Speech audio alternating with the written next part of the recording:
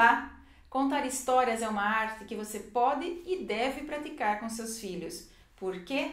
Quem nos explica no programa de hoje é a pedagoga e escritora de histórias infantis, Sinara Lenzi Veronese. Bem-vinda, Sinara! Obrigada! Prazer! Prazer é meu em recebê-la aqui no Lado a Lado. Então, por que é tão importante contar histórias para as crianças? A criança, ela vivencia uma história, né? Ela se imagina no personagem, ela precisa ter isso na vida dela. Uma criança que lê é diferente de uma criança que não lê, ou que não ouve uma história contada, né? Quando são pequenos.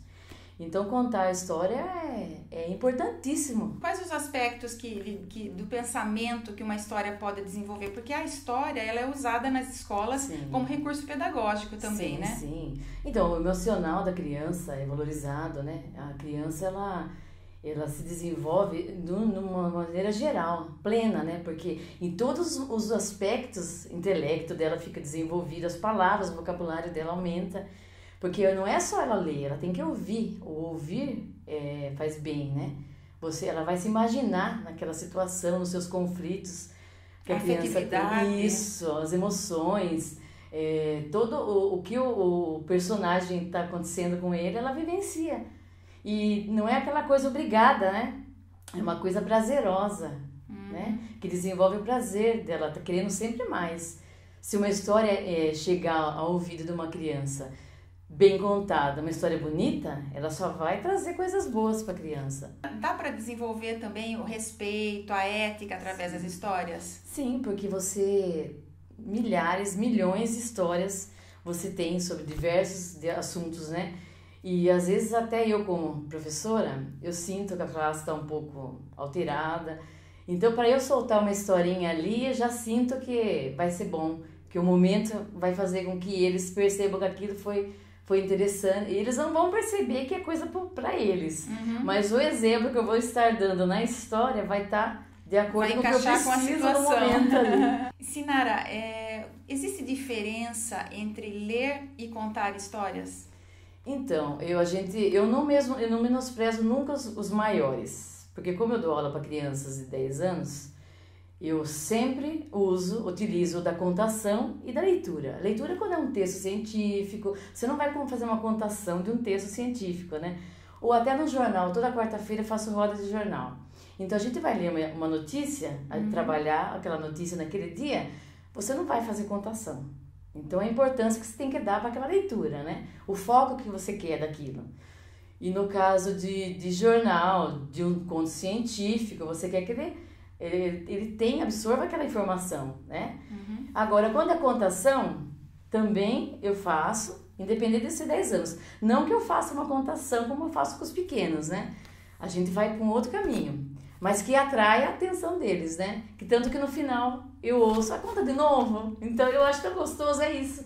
O prazer de contar uma história e até de uma leitura. Se é uma leitura que você fala, nossa, eu aprendi hoje uma coisa que eu não sabia, sobre dinossauros que a gente tá vendo também. E eles ficam interessados com a forma que você vai ler aquilo também, né? O que te traz uma informação e o que te traga também prazer, né? Por que é importante ler para a criança e com a criança? Então, quando você está lendo para a criança, às vezes na hora de dormir ou numa situação de aula mesmo, você está fazendo com que ela se envolva, né?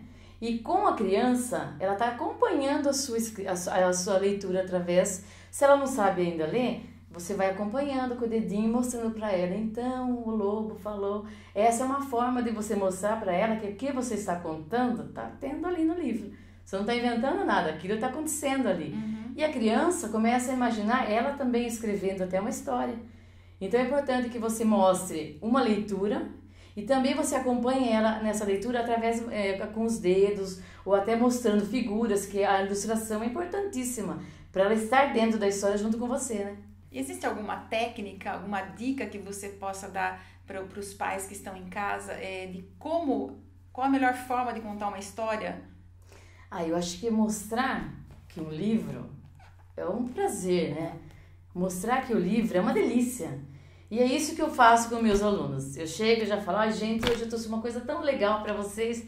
E eles o quê? Então você tem que vender seu produto, não que seja o meu livro. Você tem que vender a sua ideia. Você tem que mostrar que aquilo lá que você tem é importante. Tanto que os pais têm que saber o que eles vão mostrar para os filhos, né? Ler antes, saber do que se trata. Não apenas chegar numa biblioteca ou numa livraria. Ah, escolha um aí, mas não sabe nem o que a criança está vendo. Nesse ponto, Sinara, como é que os pais podem escolher, selecionar os livros para ler para os seus filhos? Porque há uns anos atrás houve aí uma polêmica, alguns educadores falavam que os contos antigos, os mais tradicionais, eram muito violentos, que não deveriam ser lidos para as crianças. Como é que você vê essa questão? Então, os contos, eles sempre iriam existir, né? As crianças precisam dos contos infantis. Da Branca de Neve, da Chapeuzinho Vermelho. Dos tradicionais, sempre vai existir. Mas essa modernidade também está vindo com muita coisa bonita, muita coisa interessante, que a criança ela está indo por outros caminhos que a gente, na época da gente, não existiam. Então os contos sempre serão importantes na vida dessas crianças. E é importante de todos, afinal, né? E é importante que os pais tenham o seguinte caminho, eles precisam, quando eles vão comprar um livro, eles já têm uma orientação ali da vendedora, do que seria o stand adequado para a criança, a idade. E dentro desse stand, às vezes, eu como professora, às vezes eu pegava um livro que vinha para eu trabalhar e sentia que aquele livro não seria interessante. Eu sentia, mas não era só a minha opinião. Então, como eu sabia que era um livro que podia ser usado pela criançada, eu colocava também no banco ali para eles verem. E acontece que muitos, você percebia que ou iam na minha ideia de que, nossa, acho que não é muito legal, não gostei. Mas muitos também podem gostar, né? Porque o gosto não é igual de todo mundo. Então você tem que ter esse livre acesso, né? Tanto que na escola o governo manda muito livro, muito.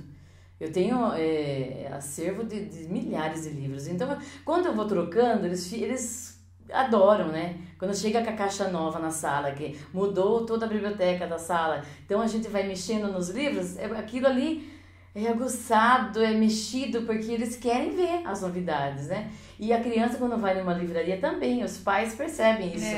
Ai, mas um tá bom, não, dois, mas tem. Eles não conseguem, a criança não consegue ficar num só, né? Então a gente tem que estipular também, né? Que você vai sempre fazer isso, desde que você siga um caminho. Se você começar também a chorar, porque a criança chorar porque quer mais que um, vamos combinar antes de ir numa livraria, porque eu tenho certeza que quando vai, nunca volta com um livro só. Volta sempre com mais. Então a gente combina, né? Tem com os pais sobre isso também, né? Ô, Sinara, vamos falar um pouquinho aí dos seus livros infantis, que você tem 2 livros já editados, né? Só para crianças. Sim. Vamos mostrar aí os seus livros. Na verdade, só corrigindo você um pouquinho, não é só para crianças, porque tem idosos que me pegam no mercado e falam, você é a Sinara? Eu já peguei seu livro para ler. Olha então, aí, que bom. Esses 2 aqui. É o Historinhas, né? É isso, que foi em 2010. E esse Histórias para Contar de 2014. 2014. Então, aqui... Fala um pouquinho sobre esses 2 livros seus. Isso aqui é uma coletânea, né? Como eu escrevo... Os 2 são coletâneas. Isso, os 2 são coletâneas. Como eu escrevo desde 2001 no jornal, que por coincidência do meu pai... Jornal Taperá. Jornal Taperá de Salto. Então, eu mostrei a primeira história para ele, né? A avessa era das atividades do jornal. Meu irmão é jornalista como ele. Eu era avessa, mas um dia lá atrás eu comecei a escrever. Do nada. Acho que, na verdade, só interrompendo um pouquinho para não entrar nos livros, eu precisava ter a minha história, porque eu queria modificar as histórias dos autores, olha só. Entendi. Não gostava do final. Não de todos. Mas eu não gostava do final, então eu falava assim, podia ser diferente, mas eu não vou mexer. Eu sabia que não podia mexer, né? E eu falei, então vou fazer a minha. Então eu comecei escrevendo as minhas e mostrei a primeira para meu pai. Falei, pai, tô escrevendo história. Ele assustou, porque ele falou, meu Deus do céu.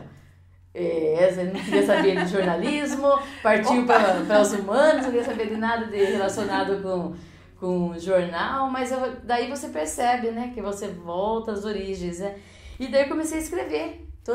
15 em 15 dias eu faço minha coluna. Historinhas no jornal. E lá, fui reunindo. Fora isso também, menina, eu tenho crônicas que eu escrevo, às vezes escrevo também crônicas. eu faço outras histórias, assim, contos maiores que no jornal não cabem. Então é uma coisa futura também que eu quero divulgar, das né? próximas Sim, obras sim. aí. Mas no momento esses 2 livros são os que foram lançados de acordo com a coluna mesmo, né? Então eu vou em escola, eu faço conversa com a criançada, porque é tão gostoso, né? E a gente chega, os pequenininhos, a autora chegou, então a autora, né? Eu falo, a autora chegou, então eu gosto desse contato com eles, né? Porque você percebe que criança não mente, né? E quando eu faço história, eu não faço história pensando no cometa que vai cruzar com a lua, não. Eu quero coisa da vida deles, né? O dia a dia do dia a dia, do cachorrinho que estava perdido e o Zezinho passou e puxou, né? Vem comigo, eu vou te achar um dono, ou vamos pra minha casa, esconder da minha mãe embaixo da cama. Então, historinhas em que tivesse um sentido do dia a dia, né? E aqui estão essas Quantas histórias tem aí? Então, o primeiro foi 150. 150. E o segundo tá 80. E já tem agora outras aí. Tô chegando a 400, né? Porque a gente tem que estar sempre preparado para ter, né? Mas eu tenho também o ilustrador, o Dilei, que ele ilustra para mim. E eu não quero que pinte, né? Nos livros meus. Então, assim, não são pinturas, né? São todos em branco e preto. Para criança pintar, pintar, porque ela vai estar vivendo também junto à história, né?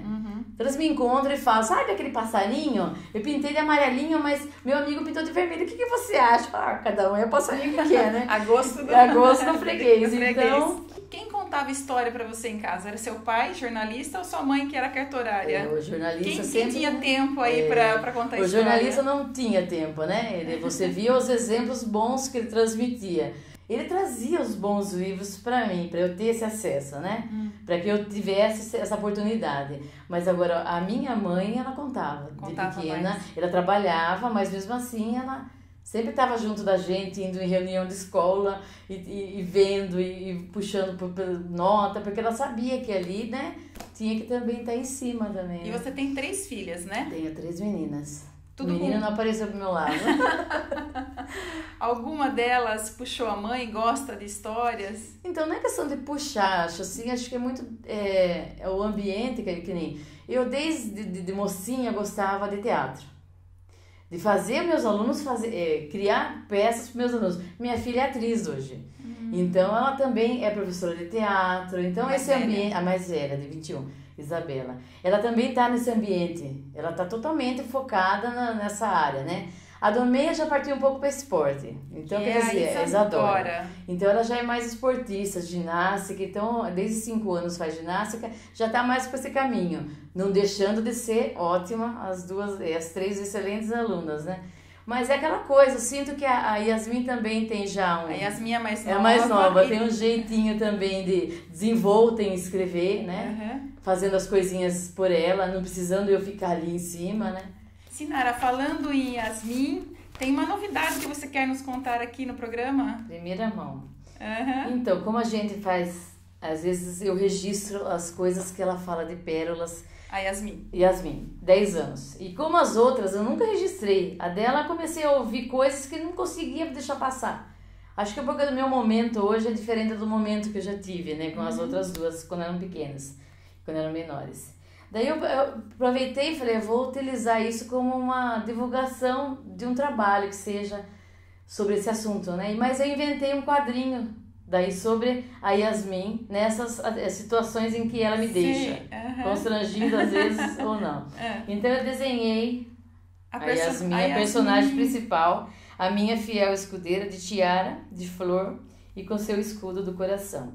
Essa é a Yasmin que vai ser personagem das histórias em quadrinhos agora. E esses quadrinhos, eles vão ser veiculados no jornal? Sim, eles vão ser colocados no jornal.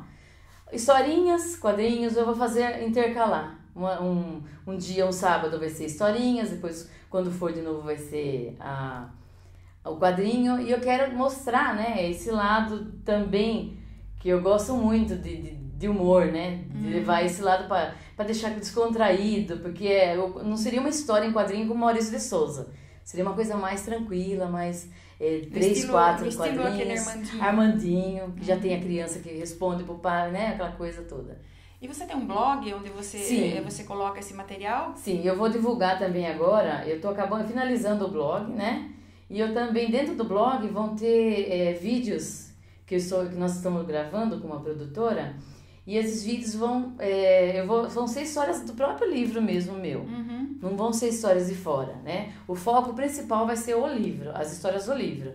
E daí nós vamos começar a criar um mundo, né? Onde as crianças vão começar a assistir as historinhas que eu escrevo. Então, a partir daí eu vou... Mas vai ser tudo divulgado. Já tem data? Não está datado ainda, porque a gente falta uns detalhes, porque você sabe, né? Às vezes falta uma coisa aqui, depois falta outra coisa ali. Nós vamos fechar tudo. Quando tiver tudo ok, daí a gente divulga. Em breve. Em breve. Sinara, você esteve na Bienal em 2012, participando, né? Contando histórias lá. No stand do governo. E esse ano vai de novo? Sim, vou de novo. E espero que dê tudo certo para que eu esteja lá novamente. E eu fico dentro do stand do governo do estado de São Paulo. E é legal porque você está contando ali. Então entra a criança e se junta aquele movimento todo. E o público todo vendo através dos vídeos. É bem interessante. Você apareceu no Luciano Huck também.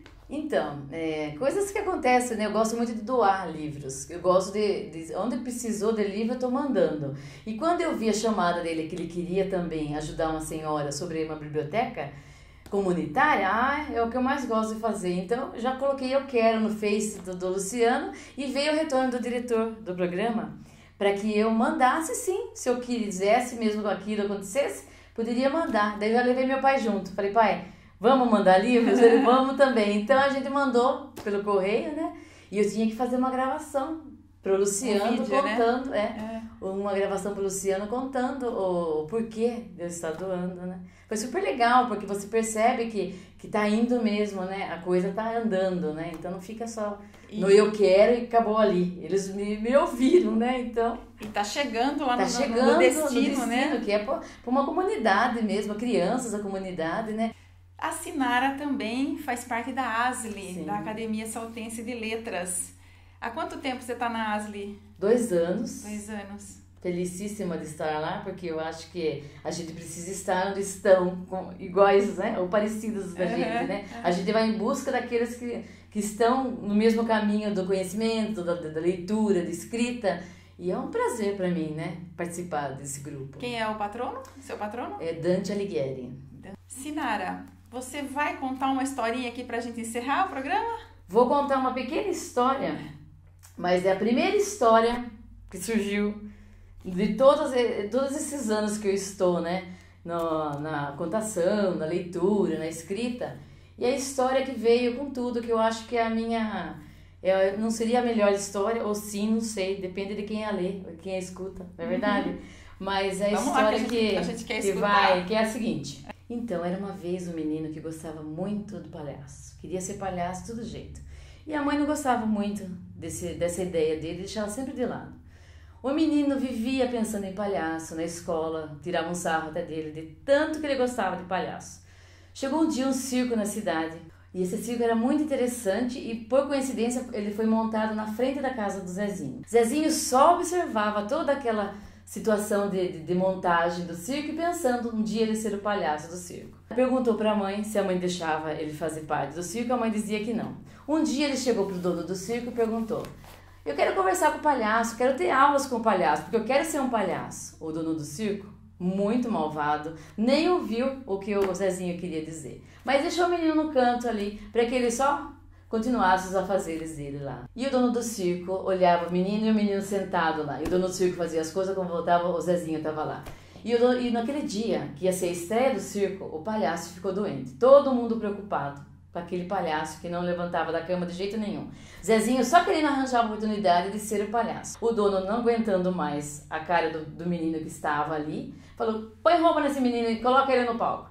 Todo mundo, não, mas ele não pode entrar. Pode entrar sim, entra lá, com as roupas do próprio palhaço que está doente. Colocaram a roupa do menino, não cabia nada, caía toda a calça do Zezinho. E chegou a hora dele entrar no palco. Então o Zezinho só viu de longe, respeitável público, com vocês, Zezinho! E todo mundo levantou. Quando viu, o Zezinho levou um baita de um tombo e caiu com todas as bolinhas que estavam na bandeja na mão dele. Zezinho ficou muito envergonhado porque ele queria se sair bem naquele dia. E todo mundo, achando que aquilo era uma palhaçada, começou a bater palmas sem parar. Zezinho achou que não conseguiria levantar do chão. De tanto que ele levantava, ele caía. Levantava, ele caía. O público continuava batendo palma, achando que ele estava fazendo graça. Daí Zezinho, quando conseguiu levantar de vez, a calça caiu. E todo mundo chorando de rir. Aquele dia foi o dia mais importante da vida de Zezinho. Sabe por quê? Porque Zezinho teve as palmas que queria como palhaço e foi convidado pelo dono do circo para participar de toda a turnê que fazia. Essa é a história de Zezinho. Ele realizou o sonho dele. Sinara, muito obrigada pela sua presença aqui no programa, viu? Parabéns por esse trabalho que você faz com as histórias infantis. Sucesso aí para nova personagem, para Yasmin. Ela vai chamar Yasmin ou vai chamar a Fiel Escudeira? Fiel Escudeira. Fiel Escudeira. Fiel Escudeira, sempre vai ser Fiel Sucesso para ela também. Minha. E muito prazer obrigada. meu de estar aqui. Nossa, amei. Volta outras vezes. Opa, sou mãe. E obrigada a você que nos acompanha aqui. Se você gosta, curta, comente, dê um like, recomende aos amigos. E a gente se vê daqui uma semana no próximo Lado a Lado. Beijo, até lá!